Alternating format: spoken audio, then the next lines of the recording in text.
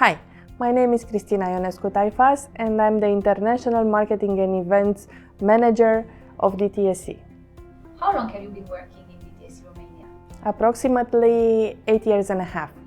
Wow, that's quite a lot. Do you remember your first day? How was it? First day, I don't remember. I remember the vibe of the first days and the first period. I know we were only a handful of people, probably less than 50. I was working as part of the project Aramis, who set up DTBS back then. We were working a lot with consultants from Deloitte and colleagues from Germany to set up everything here. Because everything was in the beginning, the vibe was very startup-like, where when we had an idea, we were discussing and implementing it fast. When everybody did what they had to do, so basically more than it was on their job description. And I remember everything with a lot of joy and pleasure, and now looking back, I realize it was a nice period. How was it for you to see the company and its team develop and grow throughout the years? It was very rewarding, and I think this is the main reason why I'm still here today, because I was able to be part of so many projects, so many ideas of this growth, of seeing things develop.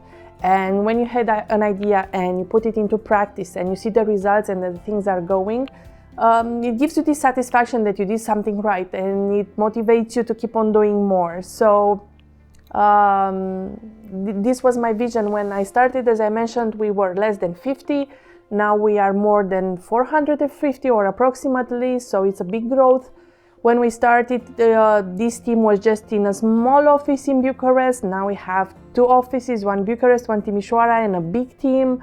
Back then we were only a shared service center for HR. Now we are part of the DTSE SE company. We have 4 countries, several locations. We offer several services, not only HR. We have developed and grown throughout the time. So there's a big growth and a real interesting story behind it, and I am very happy and pleased that I was part of it. What do you think is your legacy in the company? I think my legacy are a few projects and a couple of sayings. The projects that I had to do something with and that are still visible today and have a big impact, I think it would be being involved in opening Timișoara location, opening up our social media channels and getting permission to communicate outside of the DT world, setting up the department in Romania and building up a team. And for sayings, I think there is one which is very present in Bucharest. I will say it in Romanian and we can translate it afterwards in English. It's N-ar fi rău să fie bine. And the one that I saw Ciprian using it more in Timișoara and the colleagues there is ghinion de neșansă. So I think overall this is my legacy, some important projects that happened and that we are where we are today because also those projects happened, and some, let's say, funny sayings that are still being used. Who is Cristina outside of DTSE Romania? First of all, I think I am a mom. I have a daughter that is 2 years and 10 months old named Eva, and she's my pride and joy. I am a wife. Recently, I'm still getting accustomed to my name, second name Taifas, and with this role. I'm also a daughter, and I have a family and parents that, thank God, are still alive and healthy, and I'm happy to have them around and see Eva experience all this exchange with her grandparents, and I'm really happy to experience all this. So I have this part of my life outside DTSE. I'm also a certified life and business coach, especially on a method called Enneagram. And I'm passionate about personal development, so I studied a lot and I'm doing all these kind of things in this area outside DTSE. And as personal preferences, I would say I am summery person who loves being on the beach and in the sun and loves the sea and everything related to it. I love turquoise color. You can see it on me even today, and it was not planned. It just happened. Of course, magenta is also on top of my favorite colors. I like jazz music. I like to travel, and I don't like to wake up early in the morning. I don't like being in big crowds of people, but big crowds means like, I don't know, a stadium full of people. I'm not comfortable there. So I'm all these little things and bits and parts. What is your go-to advice when you are referring to a healthy work-life balance?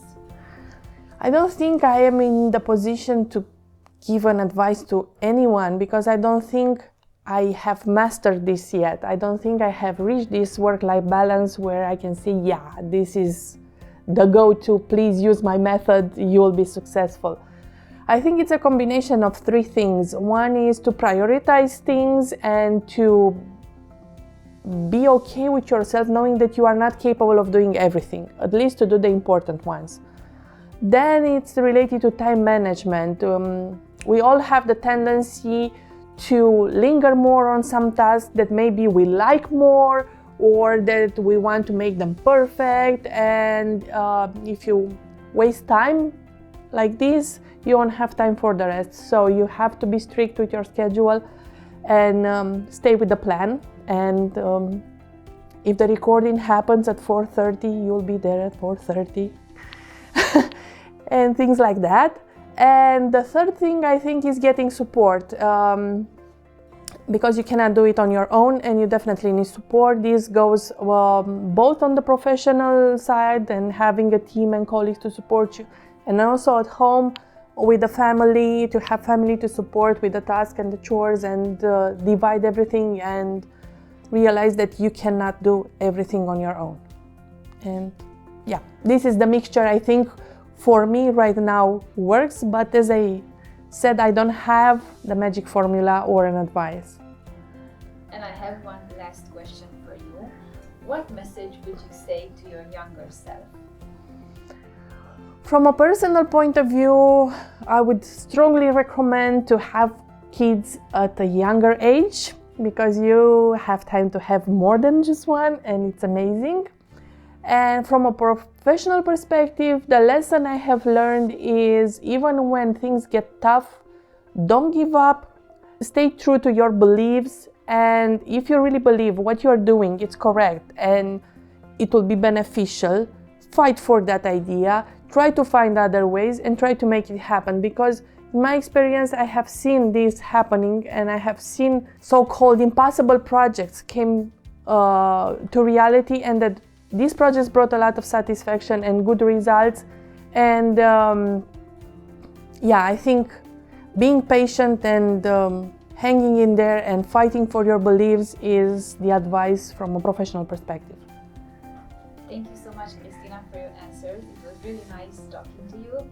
And yeah, thank you for being here with us today. Thank you as well.